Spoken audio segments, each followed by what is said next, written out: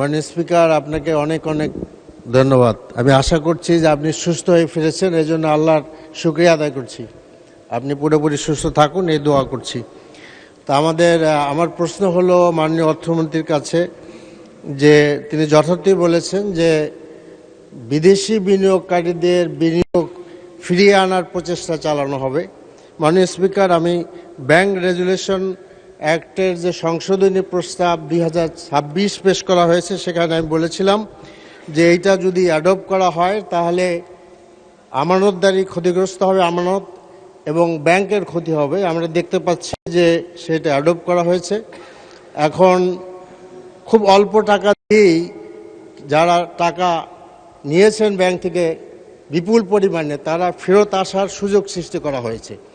এবং আসলে ইসলামী ব্যাংকে সম্ভবত 80% বিদেশি বিনিয়োগ ছিল এবং তারা সকলে ফেরত গেছে।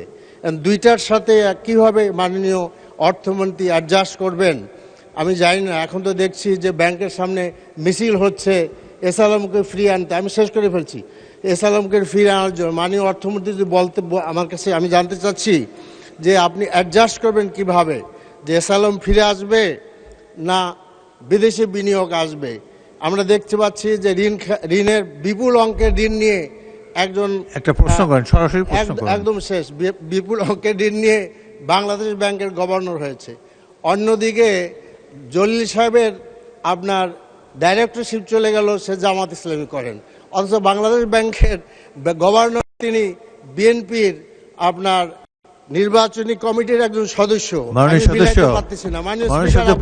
অনেক ধন্যবাদ। মাননীয় মন্ত্রী। ধন্যবাদ মাননীয় স্পিকার। আমি আগেই তো বলেছি, বিএনপির অর্থনৈতিক পরিকল্পনায় কারো কোনো ব্যক্তির কোনো সুযোগ নাই। বিএনপি কোনো পৃষ্ঠপোষকতায় অর্থনীতিতে বিশ্বাস করে না, এটার প্রমাণ বারবার হয়েছে। সুতরাং এইবারও সেই সুযোগ নাই। কিন্তু আর ব্যাংকের যে অ্যামেন্ডমেন্ট হয়েছে, এটা আমরা এই উইন্ডোটা একটু ওপেন করেছি। এখানে কেউ ফিরে আসার জন্য না, আমরা টাকা ব্যাংকে জমা হোক এটাই চাই। সুতরাং এটা একটা new opportunity, new window. Existing share হোল্ডারও নিতে পারেন, যে কোনো বিনিয়োগকারীও নিতে পারেন।